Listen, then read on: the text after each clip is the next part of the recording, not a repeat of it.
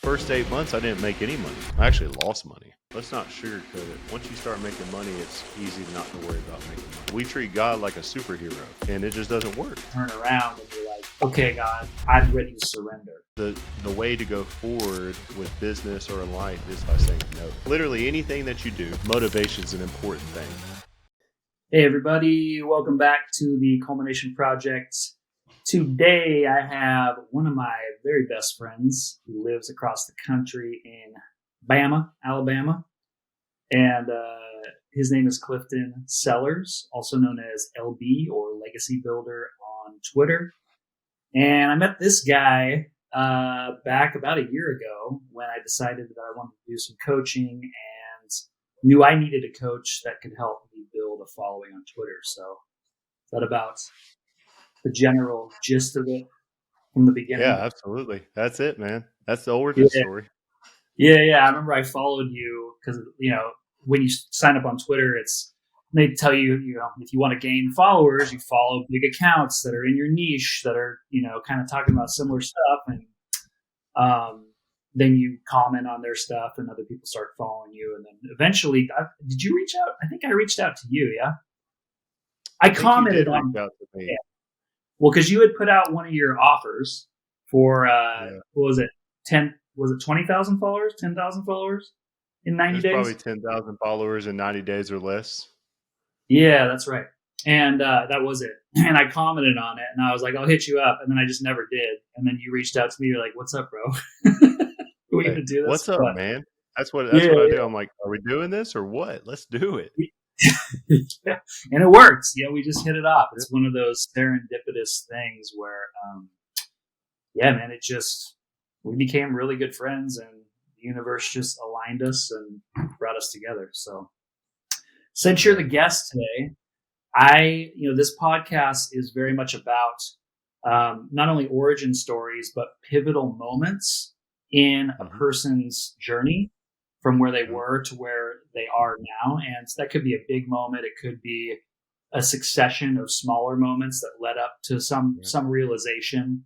But I want to know kind of how you've changed over the years, what's brought you to where you're at, and how, I know you're a believer in God, and how that spirit, how your intuition moves through you in a way that kind of directs and aligns, where you take your business, where you take your family, and just personally also, and what that sort of means to you. So maybe just give us a rundown of who Clifton is, what you do, and just kind of the origin story, and just we'll let it free flow. Yeah, absolutely. I love this question. It just because I think a lot of people, like, society is connected by what we've been through. And so once you start learning people's, like, what makes them tick and what drives them, you really start having empathy. And I think that's something that's missing a lot in our society today. And so I love the beauty behind your show, what you're doing here. And it's like understanding what got people from where they were to where they are now. And my story, you could go as far back as you want, or every year has just been a year of learning, transition, growth. I've shared my childhood a couple times online, and I talk about my past quite a bit. And people ask me all the time if I would change it, and I wouldn't. I honestly believe that my childhood and the things that I went through made me who I am today, and I'm very thankful for them. I was born with a drug addiction to meth. My mother battled prostitution, and she battled drug addiction. And I was adopted at 3 months old by my dad. Took me in. I actually didn't find out I was adopted till I was 9, after my adopted mother passed away when I was 8. And then it was just me and my dad for 10 years. Ended up, battling with drug addiction from years 8 to 11. Battled with depression, battled with negative thoughts, whether I was worthy of being alive or not. And then the first pivotal moment of my life that set the foundation for everything I've done is finding the sport of football. I started playing football when I was 12, played center, ended up playing collegiately, and it literally was my identity. I came to know Christ at age of 17, and it literally changed my life. Up until that point, uh, I was really that angry kid with a chip on his shoulder that wanted to prove everybody wrong. And even Right. afterwards, I think a lot of people come into this like, I mean, when you come to know Christ, I mean, there's this euphoric effect, right? Where it's like, oh man, everything's going to change now. Like everything's going to be better, right? And that's not what the Bible tells us at all, actually. It might be what gets you in the door, the promise of peace, which there is, the promise of hope. But I think what I quickly came to realize is, I mean, life still happens after that. And so I went off to college, made share of bad decisions there, whether it was relationships or money and different things like that.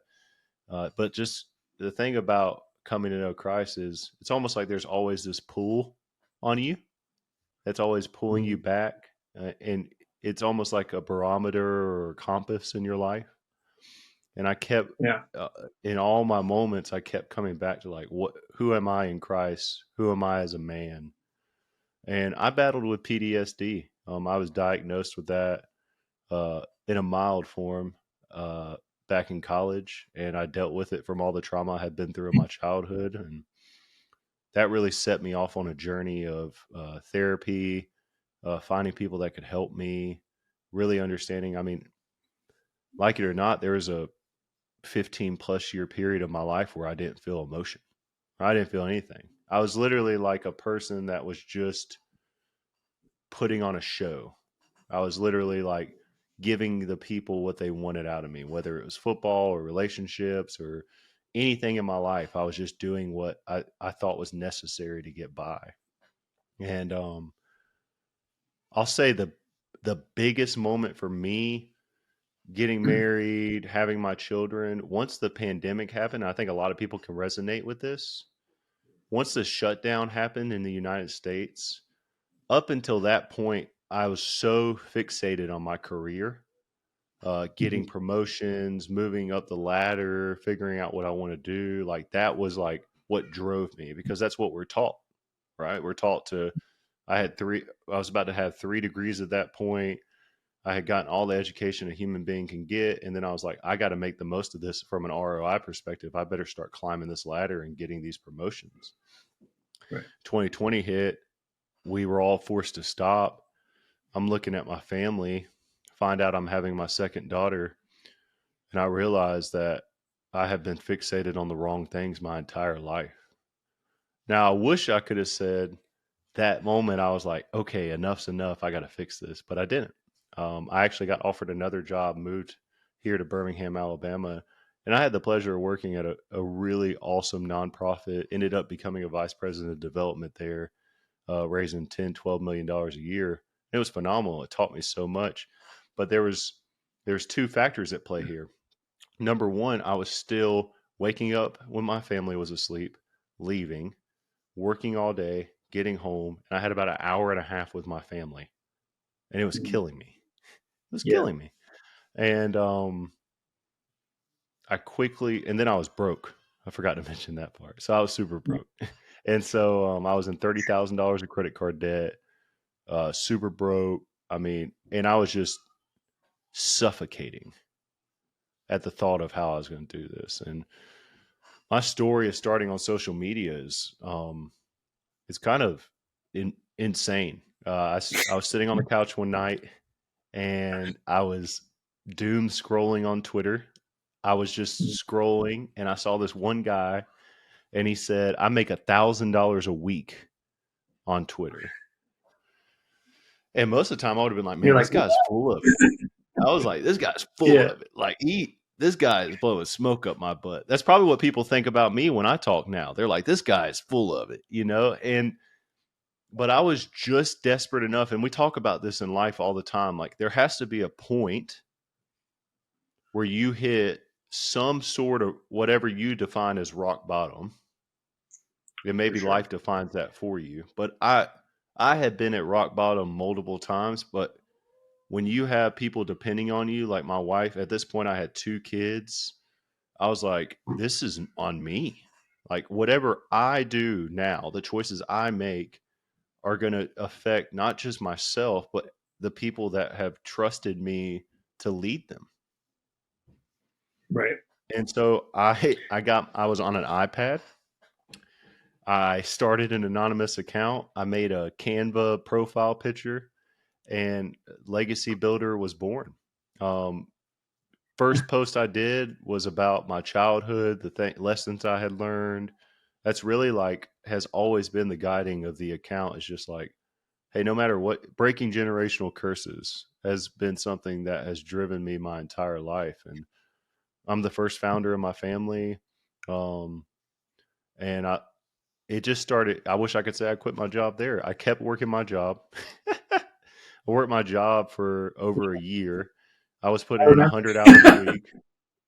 Right. You were with me when I was still like contemplating, like, am I going to quit this job or not? And I had no intention of doing it. I literally got online to make enough to pay for one car payment a month.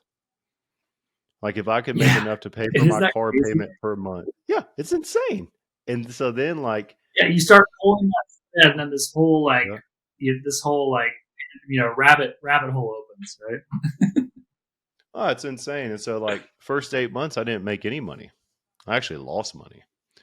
I Really? always tell people I went through the 7 rings of hell when it comes to like being online.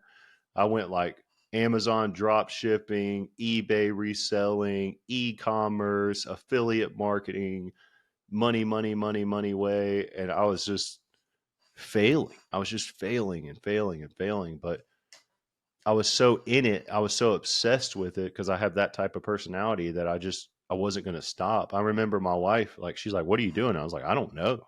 I'm just literally trying to figure out what I'm doing." And then early in 2022, I gave up all the like get rich quick schemes, and I just started writing. So I just started writing on my account, and I wrote a thread every day. It was just thread, and my account blows up. I gained like 100,000 followers in March of 2022. I gained like 40,000 followers in a month. Wow. It was insane. It just started bah, bah, bah, bah. And I realized that I had found what I love to do. I love writing, but not just the act of writing. I love what writing does for your life. And so like it was therapeutic for me selfishly, but then I was like, I want to write for other people. I want to help them feel the things that I'm feeling right now.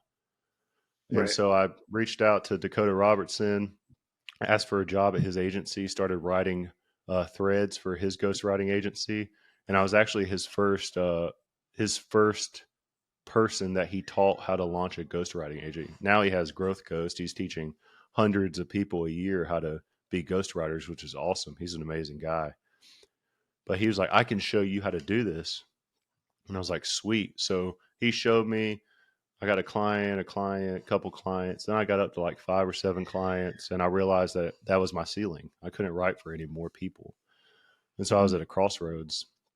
And so I made the decision to go agency, brought on Tim Reeves, who without him, none of this would have happened. He's an amazing man. He's a family man too. And he's been writing and producing content for us for over a year now. And he's just an incredible human being. Nice. And we started scaling it. There were months where I didn't take any pay just because I wanted to invest back in the business. And Yeah. then it got silly. Towards the end of 2022, I started making more in a month than I was making in a year at my 9 to 5 job.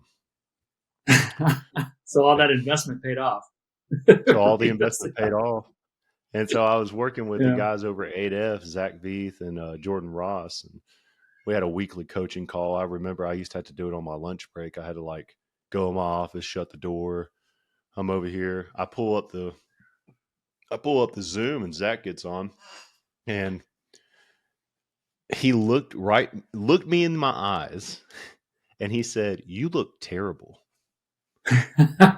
And I've been working with Zach for over a year and a half now, he's become one of my closest friends, and he said, This is that. Zach Veith, he Okay. works with 8F Agency, and just an incredible guy. And I said, Zach, I feel terrible. And he said, you got to quit your job.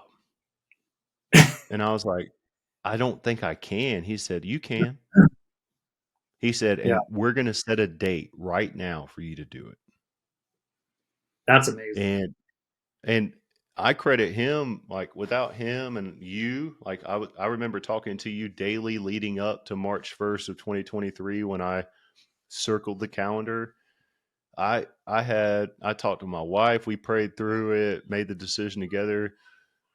I will credit Zach for that. Some people like you that talked me through it, but then that moment in my life brought me and my wife closer together than any other moment in our marriage. Because I Wow. literally looked at her and said, I'm not going to make the decision without you because I can't do it without you. I need you. This is a big decision. And Yeah. so we talked nonstop for months. And then we finally decided, like, hey, if we're going to do it, let's do it. I quit my job March 1st, 2023. My job was super surprised because they had no idea what was going on. And Yeah, because you have the anonymous account. They didn't even I had know an you were anonymous on Twitter account. with this massive Nobody even account. knew I was on Twitter, right? So I had this massive account. And I've been in it. March of this year will be a full year, and it was the best decision I ever made in my life. I get to spend more time with my family. I prioritize my wife and my kids. I get to help. I have 5 people that work for us in our agency, and I get to help them realize their dreams. And we've worked with over 100 people, man. I mean, we've worked with over Amazing. 100 people. We have over 30 active clients right now in our agency. And the best part of all of Wow. it, like writing, brand building, growth, all that stuff is really cool. But they're just incredible people doing amazing things, and they deserve a platform to be able to network, showcase what they're doing, and just spread the knowledge of what they have. And so that's the coolest part for me. So those are like that was a long-winded question, but No, or a great. long-winded response. And then like my health, like the benefits of leaving my job, it's just I was 277 pounds when I left corporate. Now I weighed in at 232 this morning, which I was really excited What? about. Dude, you're And so close to that 215 that we talked about. yeah, Like well, months it's ago. funny when you start losing weight, and you and I talked about this. It's like, man, if I could just if I could just lose 20 pounds, like Yeah. I'm gonna be that's gonna be it. And then you don't realize how much weight you have to lose when you get that big. It's way more. It's always like Yeah. double. It's I was like, time. mine's like triple. Like I was like, Yeah. man, I was big. I mean, I was big, and Yeah. but just You look from an great. energy standpoint and all that, man, it's like I get to re- prioritize my life. It's just the things that are important in my life, I get to prioritize and on a daily basis. And I think that's when I first got into it, and you and I even talked about this, I did a ton of mental work last year, mental coaching, fitness coaching, business coaching. And I think the biggest epiphany that I had, and I was talking to our CEO, Brett, the other day. He's like, what's driving you right now? Who Brett's been on And the if you show. ask me, Yeah, I yeah, had Brett on Brett's the amazing. first podcast. Yeah, Brett Eric. Oh, he's a lot more articulate than I am. And Yeah. he just looks better, right? He's got the clean and mustache is so strong. And he said, what's driving you? And I said, if you asked me that a year ago, Brett, it would be money. Mhm. Like I was so driven by money. I had this scarcity mindset around money. I was so petrified of being broke and not being able to afford anything and not being able to pay my bills.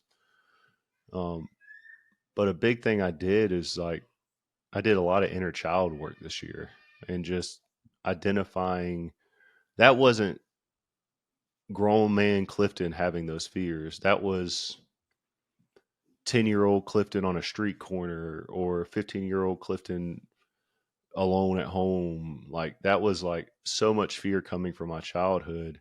that I wasn't Yeah. able to stand. Like, I didn't feel like my legs were under me. And I Yeah. actually worked with Daniel Bradley. He's Yoked Soul on Twitter. He's amazing.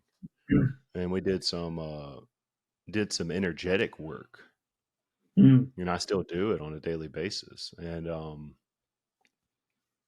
it made me realize like I can let that kid go. I got it, and that Yeah. now what motivates me to answer that question is I just want to spend time with my family and help the people around me, man. I go through life now, like just on a daily basis. I just walk around and see the world for what it is. And it's just an opportunity to spread happiness. Like it's an opportunity to make people's lives better, and not even through money, through interaction, through how you make people feel, and just helping people. And that's always been my personality. And what Twitter and LinkedIn and the audience I've built and the things I've done, that just allows me to perpetuate that on a higher scale. And it's literally me living my truth on a daily basis. Dude, that's awesome. It's cool to hear. I always love hearing how people transition from that sort of fear-based drive, which Yeah. is like it's a natural progression, right? And pretty much every human being goes through it once they hit a certain success level, where it goes from like survival, and I have to look out for me, and like it's there's like a lot of pressure, so it actually takes way more action and way more energy to create the same result as it does when you're doing something out of inspiration and when you actually love what you're doing. Because then there's like a flow state that starts to happen, Yeah. and you're doing it to bring joy and like exponentiate that joy to the world. But there's that transition that happened. Can you talk about a little bit where that transition happened for you, when it started to flip from like a fear based, motive of like not having enough money, not being able to provide, to a more inspirational way of being and running your business? Yeah, man. There's multiple times. I think the biggest thing is like, let's not sugarcoat it. Once you start making money, it's easy not to worry about making money, you know? It's But easy. Sorry, say that again. Easy it's easy to not to not worry about it. worry about making money. But Right. what I will say this is that's what I thought, and it worked temporarily. Yeah. But then I found out there was not enough money I could make to not worry about it. Right. I Right? remember having this Like conversation with at first I'm yeah. like, I got all the money. I got plenty of money. And then it was like one bad like it's good until one bad things happens. Like you lose Right. a client, or Right. your hot water heater breaks, or your kid needs a medical bill, or your car breaks down. Like when those bad things happen, if you haven't fixed that, you go right back into that worry mode. You're like, oh crap, we don't have any money. Right. Well, And and the things you lose your faith right. temporarily And too. so the thing, yeah, absolutely. And that's why being in the word, getting into that stuff and understanding where your support comes from. I think the journey of not having any money to having money, it made me realize that I was the same person. I think a lot of people go through this. I was still the same scared person. I just had money. And for Right. a while, I was in this false sense of hope where I was like, well, everything's great. I can just make more money. But then I realized the first conversation I had was with Oliver Canton. I'll never forget it. I reached out to him on Twitter. He lives down in Florida. And we get on a Zoom. He's like driving in this car, and then he's in his kitchen, like just making food. Like he was just it was insane. I was just talking to this guy on some random day of the week. Yeah. And I was looking, and I had just quit my job. And Mhm. he said, what's your goal? I said, my goal is to never work a job again, to never have to go back to my job. Mhm. And he looked at me and he said, that's the wrong goal. And Yeah. I That's said, an why? away motivation. Yep. And that's exactly what he said. He said, you're running away from something and you're not running towards something. Right. And that got me thinking. And so then Zach, same guy, looked at me and said, what would it look like for you to invest in your mental health, physical health, and business health?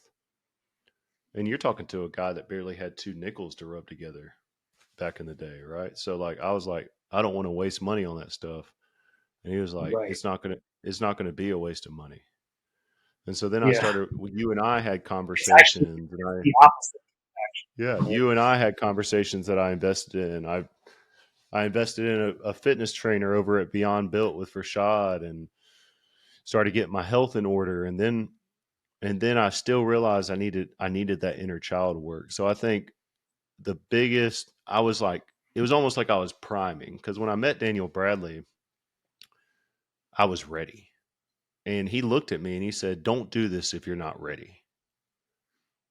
He's like, "Cuz it's challenging. Like you're going to have to do And stuff. You need to who's be." Daniel Bradley? He's Yoke Soul. Is that the inner child stuff? Oh, he's the inner Yeah, he child does stuff. the Yeah. energetic work and the inner child work and Right. different things like that. And one book that just completely changed my life was Abba's Child. And I started Hmm. reading Abba's Child, and it's about a guy that was in the ministry for over 2 decades, but never felt close to God. And it's because of the childhood trauma that he went through as a kid. And he literally locked himself in a cabin one time just to get closer and figure it out. Right. And what I quickly realized is like, none of this matters. It does matter. But at the end of the day, it's like my identity in Christ, my MRR, the revenue goals I hit, or the amount of clients I have, or anything like that. It's all superficial things that can go away to dust at any moment. And then I really started having this like inner dialogue with myself about like, what is happiness? Like, what does happiness even Mhm. look like? And I started Yeah. journaling.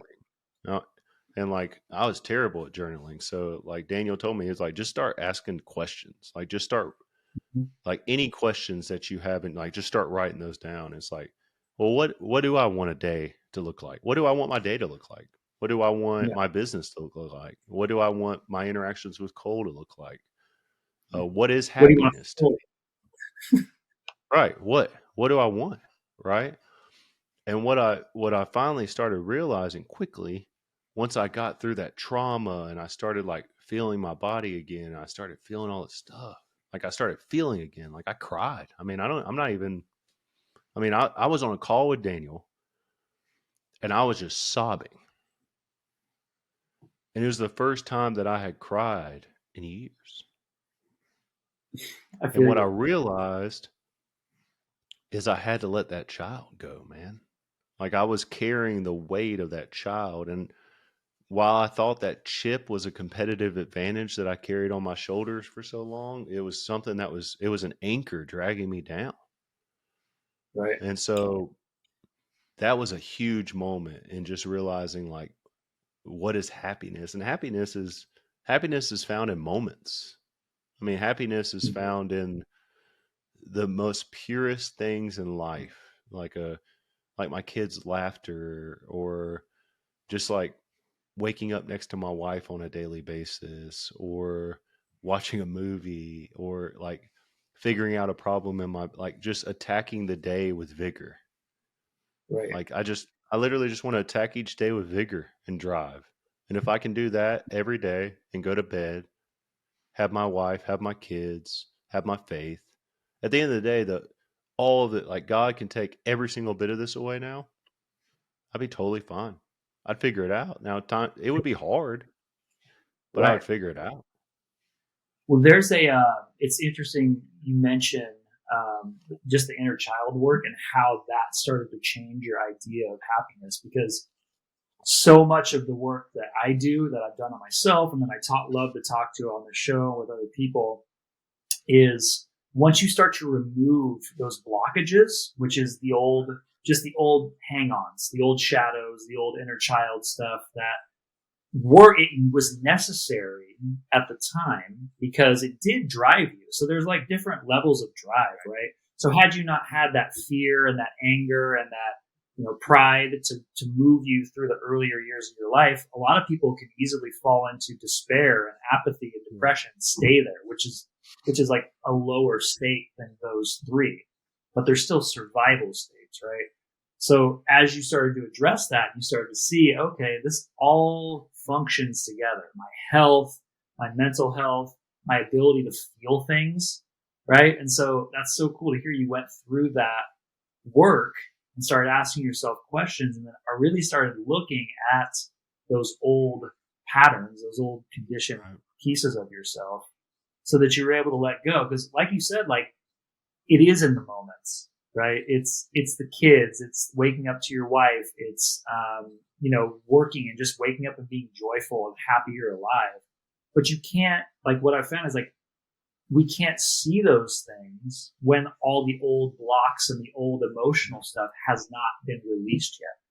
It's like blocking our inner light. And we think that we have to go outward in order to attain, which you found that too, because you did that. This is like a natural process for most people, right? It's like, I'm going to go achieve, I'm going to go make all the money, I'm going to fix everything in the outer world. And then you're like, oh shit, but I'm still not happy. So now I gotta go inward and fix what's actually causing the problem, which so many people in the world we're living in today don't understand that. Because it's so sensationalized in our society to go out and achieve and have the glitzy thing and look a certain way and impress people and be a people pleaser. Which there's nothing wrong with looking good, with having a nice car, with any of those things. But if your happiness and your peace and contentness depend on them, and like you said, they can go up in a puff of smoke at any time. If you don't have that inner stability, then you're standing on a very shifty, like, foundation of sand, if you will. So, Well, one story that I read early on in our marriage is it was the first chapter of the book. It was a marriage study that my wife and I were doing. mm-hmm. And it basically said you can take a rock and you can throw that rock up and it's going to come down. You could take that rock and you can put it on a rocket ship Mm-hmm. and it will launch, but it can only go so far and eventually gravity is going to pull it back down. Right. And apart from God, that's the only thing. That rock it can represent anything. It can represent your marriage. It can represent your business. It could represent a multitude of things in your life that you're basically just trying to carry yourself. Mm-hmm. And I'm not a good God. I'm a terrible Yeah, God, me either. and I think The it's personal so easy will for us doesn't. as humans to play God, right? Like we want to play Yeah. God. We only need Yeah. God. We treat God like a superhero. It's like, hey, Right. I only need to put the bat signal out when everything's bad, but when it's not bad, I'll be my own Batman. And it just doesn't Yeah. work. I mean, it works for a little while, but it won't work. I mean, it doesn't. Yeah. I mean, because eventually, like you said, something will happen, and apart from faith, you will crumble. Yeah. You will. Which is interesting because that's actually, until you understand this, until it clicks into place, like in your body, that's what's supposed to happen. Because as you crumble, each time you crumble, you realize, oh, I actually can't. I can't hold this. This personal ego self can't hold this. And so that's when it's like, it's only in desperation at first that you finally turn around and you're like, okay, God, spirit, universe, whatever it is you call that greater force, whatever each individual calls that. It's like, I'm ready to surrender. I'm ready to, like, give this personal will over to your will and let you guide me, and do that on a daily basis. That's something this year is like foundational for me. Is, I know I've always been into spiritual modalities and stuff, but to really surrender and let go on a daily basis and give my will consciously and invite God, spirit, consciously into my life when things are bad, but mostly when things are going great. Because, like, if I want them to keep going great, then I have to have that inner stability. And even if things fall apart outside, like you said, when you have that inner stability and you've removed those blocks, it doesn't, like, yes, you're going to take the right action, but you have clarity and you have that strength of faith and knowing that you're going to be taken care of to make the right moves. Because when you're living in fear and stuff crumbles outside of you, you're like, oh my God, I've lost everything. And that's what my whole core was built on. Right. And so then you become very unstable.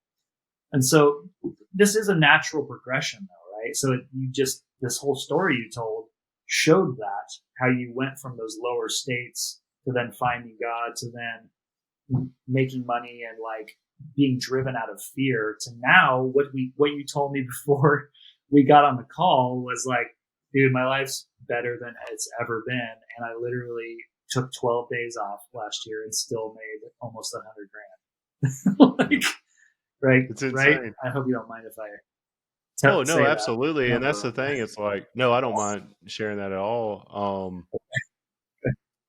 And you see this online all the time, because I'm fascinated by studying other entrepreneurs.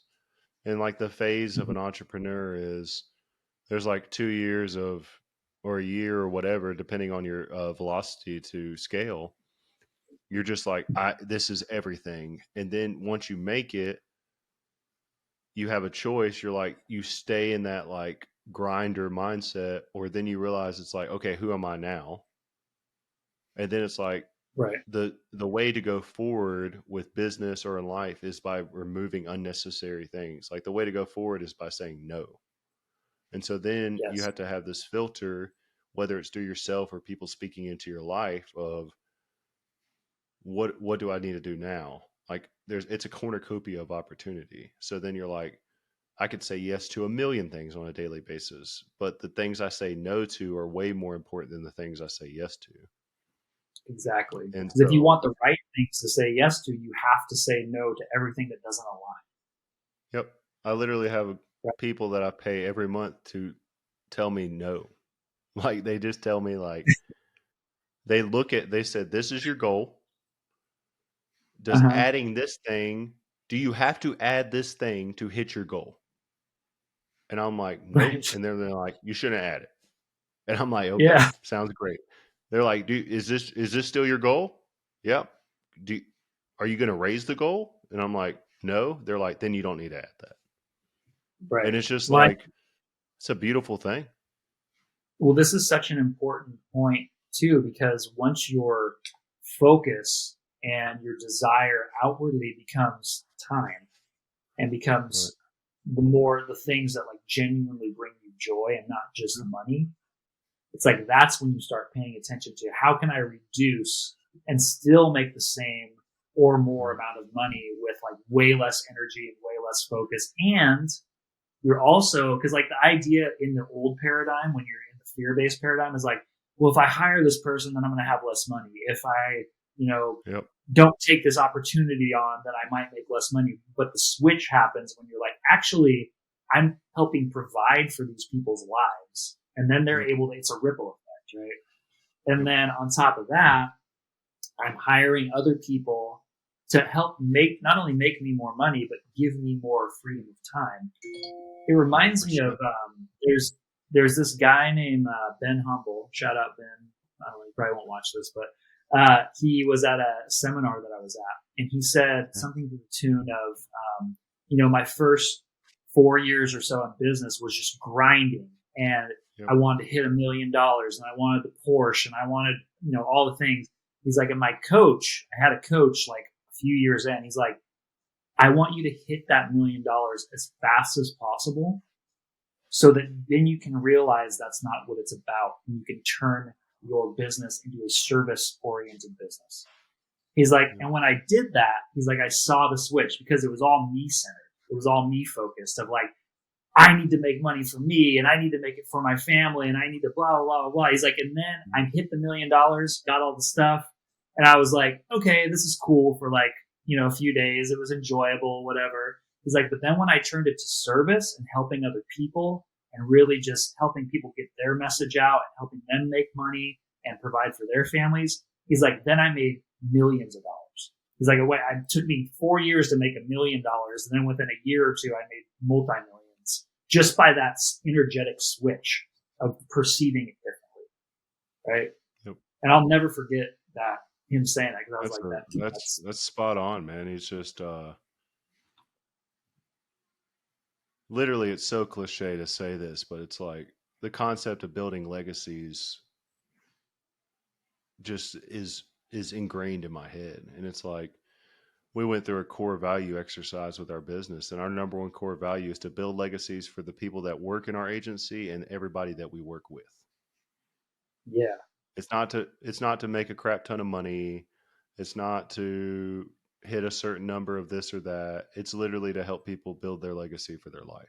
And when I approach interactions like that, money's just a byproduct, opportunity is a byproduct, everything else. And I talk about this concept a lot with anybody I talk to. Literally anything that you do in life, whether you're working for a Fortune 500 company, raising money, building a business, raising a family, you have to create an ecosystem of opportunity. right. And that ecosystem of opportunity is only created by literally doing all the things that don't really scale and all the things that don't really like from an outward appearance. It's like it might not be the most optimal thing to do, but when you start creating the ecosystem of praying for your wife on a daily basis, Mm-hmm. having intentional conversations with your children, one off, that probably doesn't make a difference, right? And one of the greatest stories that of my life is, and it always comes back to my children, it's I'm very intentional with my children. The way I talk to them, the way we raise them, like my wife and I are very in sync on that. And my daughter came to me one day, and she was scared. She was really scared. And she looked at me and she said, "I'm scared right now, but it's a lesson for the future." Four. Wow. Four. Wow. And I'm Damn, like, man. and Most you a know lot what? of It just, adults never. you know what I'm saying? It's like, hey, I'm scared right now, but it's a lesson for the future. And it's a four Where do year you old. think she So it's got like, that? and you don't know, right? Like and like the people I work with, like it's all those micro interactions that add up. And when you're peaceful, when you're steadfast, when you just pour into the people around you, it breeds that confidence.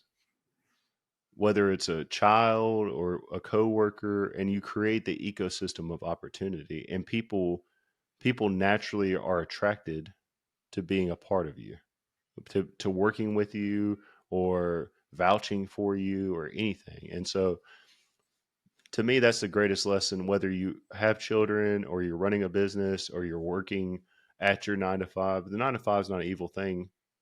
I mean, some people love No. their 9 to 5. Like I love my job. I had trouble leaving it. But the moment I started pouring into others and like focused on that, everything else happened, and it's not, but that doesn't scale. You can't quantify that on a long-term deal. It's not something you could track in a spreadsheet.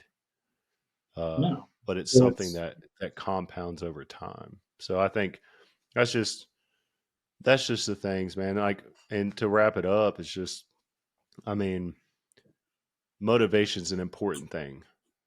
It's a mhm. driving force of all of our lives. But I would say the biggest growth opportunity for anybody is to figure out what motivates you and what things you could put in your life to compound that over time. And that's, I think all my success is attributed to amazing people that I've benefited from working with, the clients that we've benefited from working with. But from a personal standpoint, if I could say anything somebody could do, it's mind and body. I mean, if you take care of Yeah. your mind, if you take care of your body, and you truly figure out the type of person you want to be, and you approach every day with that. I mean, people can, my wife, this is so funny. My wife, if I don't work out for a couple days and like I'm a little Uh-huh. crabby, I get crabby, Yeah. I'm sitting there, I'm a little crabby. She looks at me and she's like, just go work out. And like Yeah. I'll put my shoes on, I'll go to the gym, I come back, I'm a completely different person. But Dude, you got to it's put that huge. stuff in your life, man. You got to put like we let life happen to us so Right. much, and I was that way for so long, and I wondered why I didn't have any energy. I felt like crap, all these things, and it's because I what like you have to fill, and this is what Daniel. You have to fill. I have to fill up my cup on a daily basis so that I can pour it out to all those I get the opportunity to do. And it's a privilege. It's a privilege to get to do that on a daily basis. Yeah. And that's the biggest takeaway I could give on this whole thing. Yeah, man. Again, that's just the whole goes back to the turning inward thing, right? Because it's like You know, that's foundational. What you just said. If you don't have the body and the mind and the spirit aspect individually set and like, or at least aren't figuring it out, you're not going to have clarity. You're not going to have energy. You're going to be focused just on your problems, on what's right in front of yeah, you, on the fears, and that's a very narrow focus. But when you have the yeah. energy, you have clarity, and you know who you are, everything opens up, right? And then you can Amen. see opportunities, meet the right people at the right time, and stuff just starts to fall into place. So, one final thing I want to mention, because you talk so much about building legacy and breaking generational curses, essentially, is like we get to be the one. You know, Ed Milet has a great speech. If anybody knows who that is, he's a big life coach speaker guy. But he talks about, we get to be the one in our family. We get to be like the Neo, right? The one that changes the whole trajectory from this point forward to be able to provide a ripple effect and a good life for the next generation, and then the next generation. And it will change the world over time, as those generations go along. So I think that's such an important thing that you're doing. And literally, I can't think of a more important, like, just framework for the name that you came up with and for that obsession that you have with building legacies. So thanks so much for coming on, man. You and I are good homies. We haven't talked as much lately, but let's kick it some more and hang out more. We'd love to And we see got to you plan here our this next year. trip. I figure it out. 100%. I'm pumped up, man. Thank Yeah. you so much. Where can people find you? Yeah. Where can people find you if they want to Yeah. look you up? So legacy builder __ on Twitter, and then Clifton Sellers on LinkedIn. Um, Okay. they can find me on either of those platforms. Okay. Awesome, man. Well, it was good talking to you, and I'll chat with you soon. Thanks, brother.